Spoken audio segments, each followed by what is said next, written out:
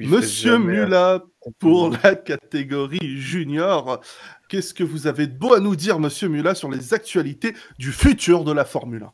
Alors, déjà, donc Mick, Olivier, Tony, Strig, la rubrique junior, elle existe depuis pas mal de temps.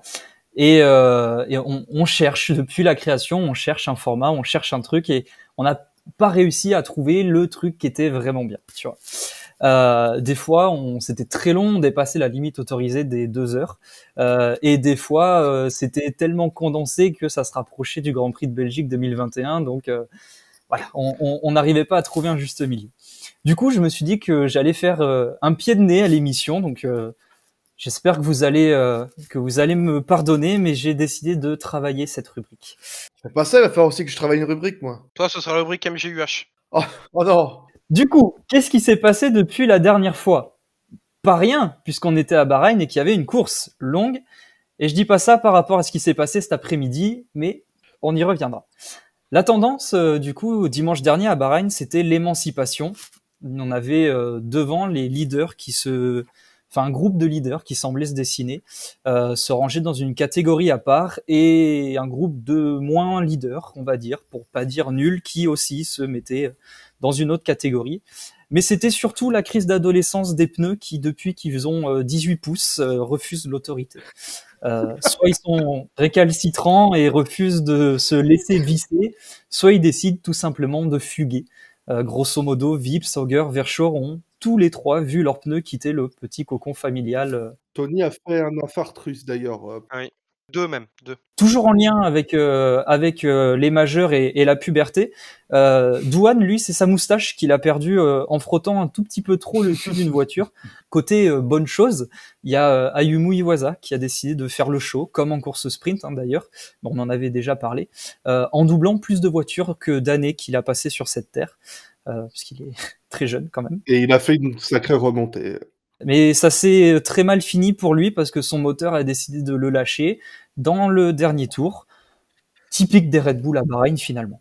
Ce qui est typique à Bahreïn aussi, l'emplacement du circuit joue beaucoup, c'est les longues traversées du désert. Et Roy Nissany nous en a offert une très belle traversée du désert. Oh bordel! Alors, je sais pas si c'est le fait qu'il ait emprunté un des chameaux de l'ancienne ferme sur lequel le circuit a été construit ou si c'est juste qu'il est mauvais.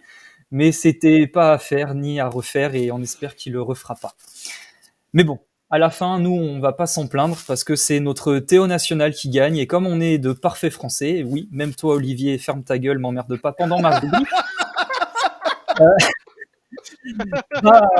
On oublie tout et on se dit, putain, c'était vraiment bien quand même.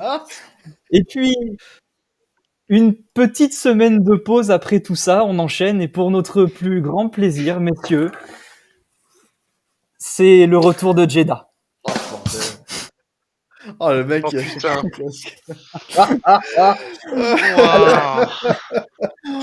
Oh, merde. Alors, bon, Il est allé l'acheter le matin. Non, mais on le souligne dans le chat, Nissany, la blague de l'année. Ce qu'il nous a fait à la fin de la course principale dimanche dernier, mais c'est un scandale, ce type de pilotage. Je ne comprends pas qu'il n'ait pas été sanctionné. C'était ridicule. donc ce week-end, c'est le retour de Jeddah. Donc, bon, je vous l'accorde, elle est facile. Qui dit Jeddah dit exotisme, dit destination, dit plein de choses. Et pardon, Tu t'en sors ou merde? attends, non, c'est juste que c'est pas le. Voilà, ok. Je recommence. Qui dit Jeddah dit exotisme, dit destination, dit cadre incroyable, dit drapeau rouge, enfin classique quoi. En tout cas, voilà, ça me fait une transition pour parler un peu du sportif, enfin des quelques tours qui sont rentrés dans le cadre du sportif quand ils sont pas interrompus soit par des safety cars, soit par des virtual safety cars ou par des medical cars qui font un tour du circuit sans raison sous drapeau rouge, sûrement pour s'entraîner pour le reste du week-end. Mais bon, on va pas s'en plaindre, encore une fois, parce qu'au moins toutes ces pauses, ça nous permet de souffler, et je pense que ce week-end, on en a besoin, on en parlera un petit peu après, mais surtout de pouvoir tweeter pour dire à quel point cette organisation est à chier, et à quel point venir ici, c'était une idée de merde. Mais bon, je digresse, Grèce, il a digresse, il y a un tout petit peu de sportif pour nous consoler, et en tant que parfait chauvin, encore une fois, on attendait que Pourchère foute le feu au calife. malheureusement, le feu, il l'a pris au cul.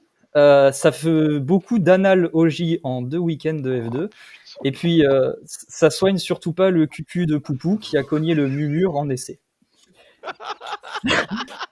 Ça compromet vachement son week-end du coup, mais ça fait beaucoup de bien au chat noir qui se cache dans sa voiture, la fameuse malédiction de chez Hart. Mais on sait que la roue tourne va tourner et qu'une saison, surtout en F2, c'est avant tout Théo et débat. Cette course, côté course, messieurs, j'aimerais qu'on se rende compte de la chance qu'on a.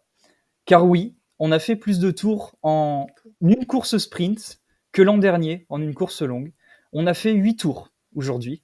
Et je veux que vous vous rendiez compte de l'exploit que c'est, parce que l'an dernier, on n'a fait que 5 tours. Alors, preuve qu'on n'arrête pas le progrès, peu importe où l'on se situe. Le reste... Sur 20, faut-il le Ah oui, rappeler, sur 20. Mais justement, j'y 20 arrive, tours. Mick. J'y arrive, Mick. Le reste, je pense que la FIA, justement, a pensé à nous, Mick, puisqu'elle nous a laissé 12 tours au ralenti sous safety car pour nous permettre d'assimiler les équipes, les changements de livrée et tout ça. Et je pense qu'on peut les remercier, parce que franchement, c'est une énorme bonté. Bon, on va parler un petit peu sportif, parce que c'est le but de la rubrique quand même. À l'issue de cette parade de pilotes, du coup, c'est Liam Lawson qui a franchi la ligne en premier et qui a fait la grosse opération du jour avec Vips, d'ailleurs, qui prennent beaucoup de points à Théo Pourchaire. Pour résumer, grosso modo, c'est Dennis Auger qui aurait dû gagner la course, mais il est passé par les stands après que la direction de course lui ait demandé 2 fois, puis en fait non, puis en fait la pit lane elle était fermée, mais on lui a dit qu'on pouvait, puis en fait la safety car était pas devant les voitures mais derrière. Enfin bon, c'était un bordel monstre, on sait pas trop quoi en penser. Cordel, lui aussi, a mis le cucu dans le murmure, même si pour lui, il aurait aimé que ça se passe différemment. Mais mésentente un peu partout, on pense à Doan et Sergeant qui eux aussi ont joué avec leur... Enfin, voilà, vous avez compris, je vais pas répéter cucu tout le temps, je pense qu'on a tous bien compris et que ce week-end, on en a tous plein le cul. Alors là, Voilà, merci.